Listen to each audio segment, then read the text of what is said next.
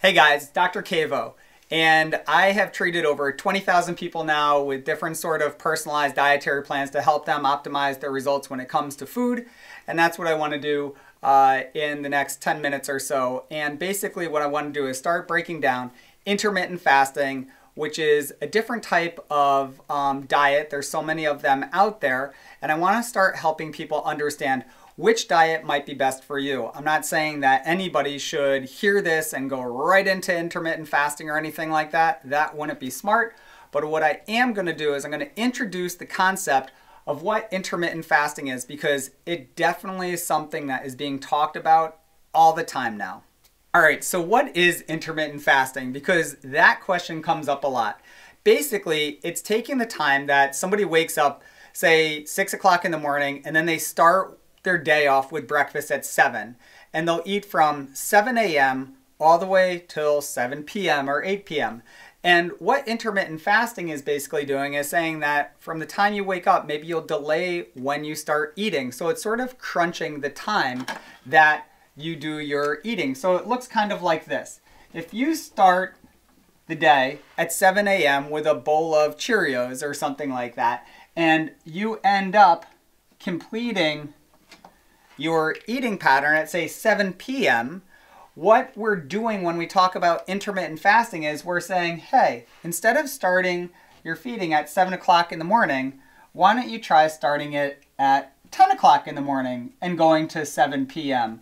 or start it at 12 p.m. till 7 p.m., these types of things. So that's really what's meant by intermittent fasting, and it's actually a better descriptor to say this is time-restricted eating, because that's really what we're doing.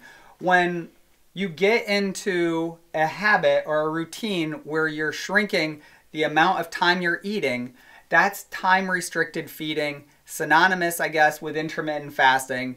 And it's not for everybody, but it's something that we definitely want to define and then see whether or not it might fit you. All right. So I have to talk to you guys about what the benefits are of intermittent fasting or time-restricted feeding, because it's important to determine whether or not this type of eating pattern is appropriate for you. And obviously, a medical professional or a dietitian should help make this determination. So don't just rely on what I'm going to tell you. But here's the thing. First, when you are successfully trained physiologically, which means your body can do this without it being under too much stress, you're able to offload the possibilities of requiring food that might not be available to you. So what do I mean by this? If you have a flight and you're at the airport, say at 6 o'clock in the morning or 7 o'clock in the morning, there is no time for you to prepare your breakfast, and there you are at the airport where food is just awful as far as choices go. If your body is capable of intermittent fasting, you're not going to panic. You won't need any food until much later on in the day. That's one really nice benefit. Another benefit from time-restricted feeding or intermittent fasting is, in this day and age, who doesn't have some sort of GI issue at different times? So intermittent fasting and time-restricted feeding will definitely allow you to give your gut some rest. And sometimes that's the best medicine for GI disturbances, is just not to give your stomach any food at all. Other benefits from time-restricted feeding and intermittent fasting, which might be while you're watching this, is it certainly can help with weight loss, because there is a calorie deficit that most people will fall into when they're intermittent fasting. The other benefit might be if you're having problems controlling your blood sugar, intermittent fasting and time-restricted feeding will definitely help control your glucose throughout the rest of the day. So these are just some of the benefits that I've recognized in the patients that I've treated when I utilize this type of diet, and maybe you'll see the benefits as well. I hear from a lot of people, if they're going to be time-restricted eating, and most people choose to skip their breakfast, they get very concerned because many people will exercise first thing in the morning. And a lot of people will think that they can't exercise if they can't eat. That's not exactly true. It's just a matter of training your body.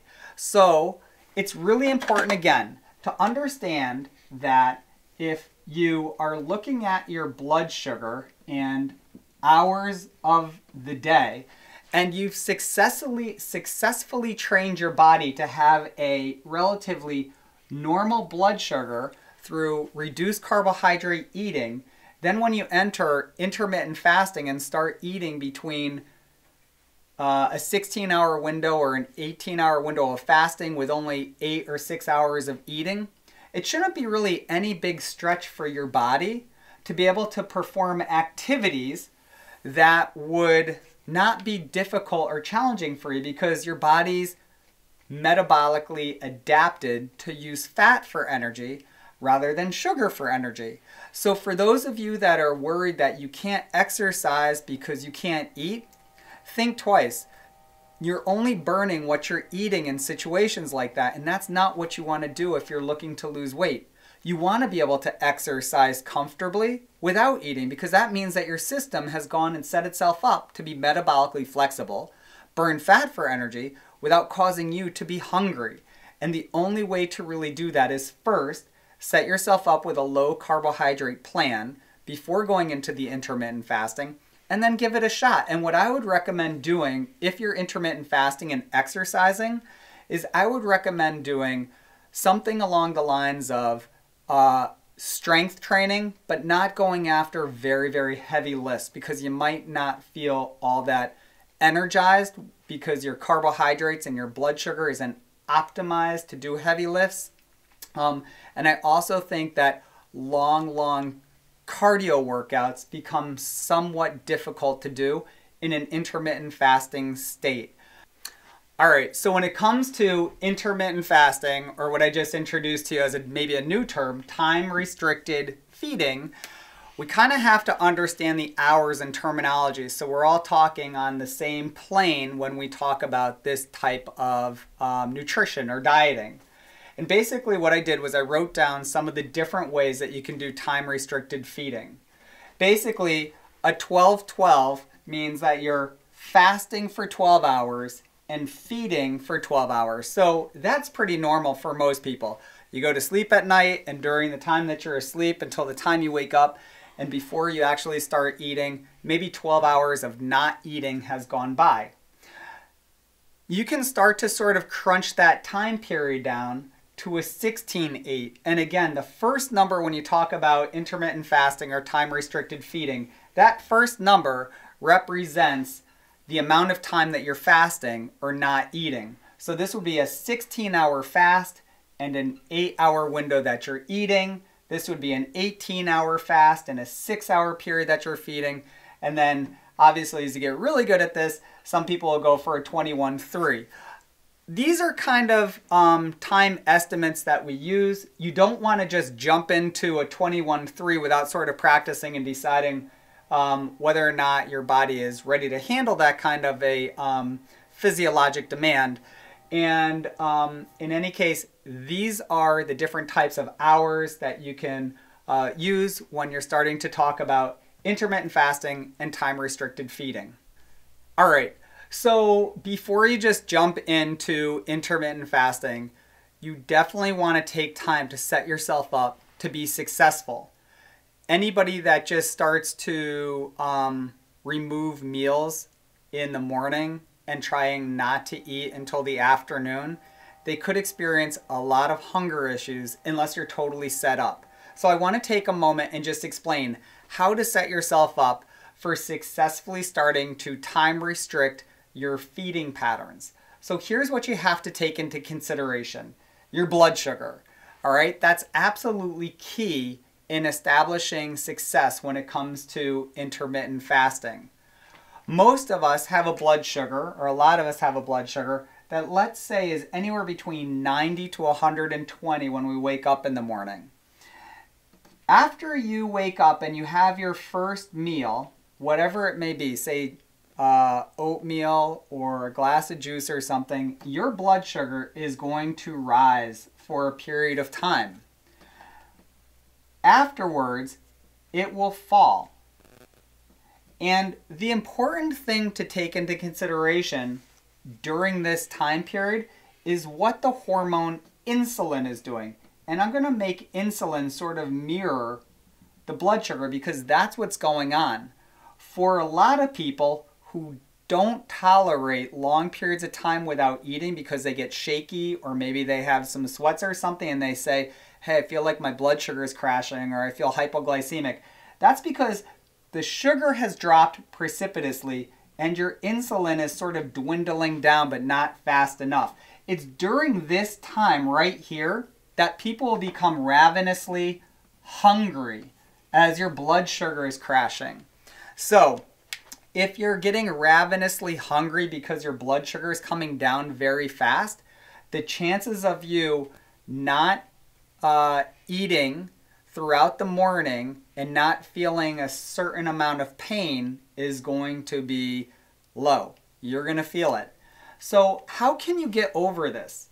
You can get over it by controlling your blood sugar. So for a period of time, maybe 7 to 14 days, I would highly recommend that you work on controlling your blood sugar, not having these rises and falls that will result in hunger.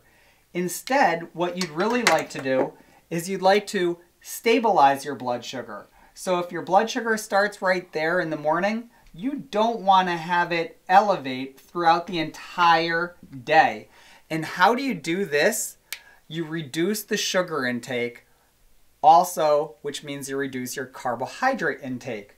A lot of people are talking about keto now, and it's not necessarily a ketogenic plan that you have to go into for the 7 to 14 days before you start introducing intermittent fasting, but it definitely will pay dividends for you to be successful in intermittent fasting if you significantly reduce the carbohydrates the entire time you're eating in the day before you start going into intermittent fasting.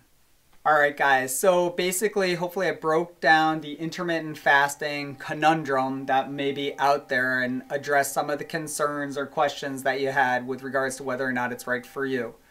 Again, I'm not telling anybody to go out and do intermittent fasting tomorrow. You definitely want to have somebody who understands nutrition, who understands medical conditions, help decide whether or not intermittent fasting or time-restricted feeding makes sense for your type of plan and what your goals are.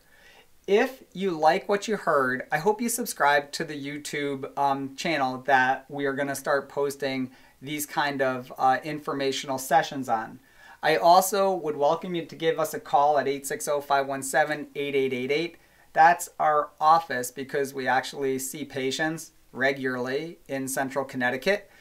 And I also just listed links to our website and to our Instagram. So if you wanted to check that out, feel free. If you want to look at the Instagram, hopefully you do so. And lastly, if you have any questions, feel free to ask them in the comments below, and hopefully we'll get back to you. This has been a lot of fun, and hopefully I entertained you and answered some of your questions with regards to intermittent fasting.